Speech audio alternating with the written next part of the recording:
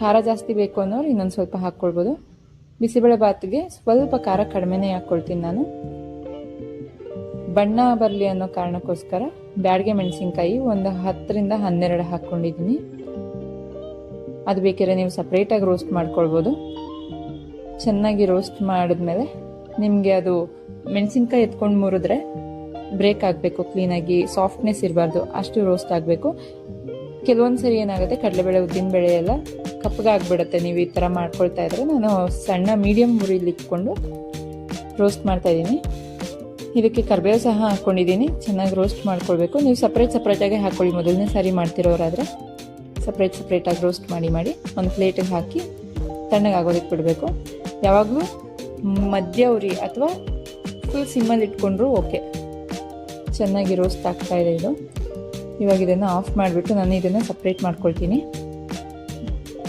ಅದಕ್ಕೆ ಅರಿಶಿನ ಪುಡಿ, ಒಂದು ಸ್ವಲ್ಪ ಹಿಂಗು,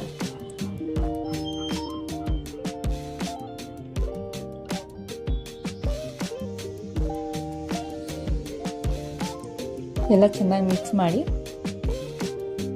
ಒಂದು ಪ್ಲೇಟ್ಗೆ ಹಾಕ್ಕೊಂಡು, ಇವಾಗ ನಾನಿಲ್ಲಿ 2 ಇಂಗ್ರೀಡಿಯೆಂಟ್ಸ್ನ ಸಪ್ರೇಟಾಗಿ ರೋಸ್ಟ್ ಮಾಡ್ಕೊಳ್ತೀನಿ. ಯಾಕಂತ ಮೊದಲೇ ಹೇಳ್ತಿದ್ದೀನಿ, ಅದು ಚಟಪಟ ಅಂತ ಸಿಡಿಬೇಕು, ಇಲ್ಲಾಂದರೆ ಕಹಿ ಬಂದ್ಬಿಡುತ್ತೆ. ಅದಕ್ಕೋಸ್ಕರ ಅದು ಸಪ್ರೇಟಾಗಿ ರೋಸ್ಟ್ ಮಾಡ್ತಾ ಇದ್ದೀನಿ. ಅದು ಜೀರಿಗೆ, ಮೊದಲನೇದಾಗಿ ಜೀರಿಗೆ ಹಾಕ್ಕೊಂಡು ಚೆನ್ನಾಗಿ ರೋಸ್ಟ್ ಮಾಡ್ಕೊಳ್ತೀನಿ.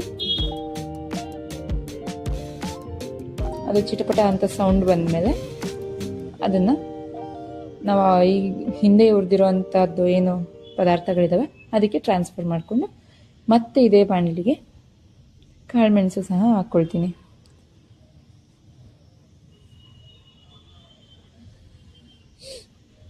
ಇವಾಗ ಇದಕ್ಕೆ ಕಾಳುಮೆಣಸು ಹಾಕ್ಕೊಳ್ತಾ ಇದ್ದೀನಿ.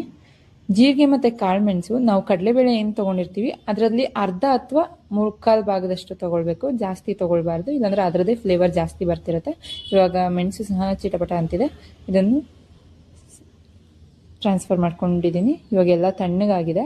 ತಣ್ಣಗಾದ್ಮೇಲೆ ಮಿಕ್ಸಿ ಜಾರಿಗೆ ಹಾಕ್ಕೊಂಡು ನುಣ್ಣಗೆ ಪುಡಿ ಮಾಡ್ಕೊಳ್ಬೇಕು.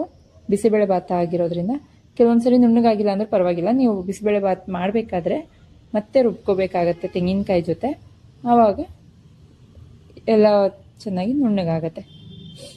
ಈಗ ಬಿಸಿಬೇಳೆ ಭಾತ್ ಪೌಡರ್ ರೆಡಿ ಇದೆ. Thanks for watching.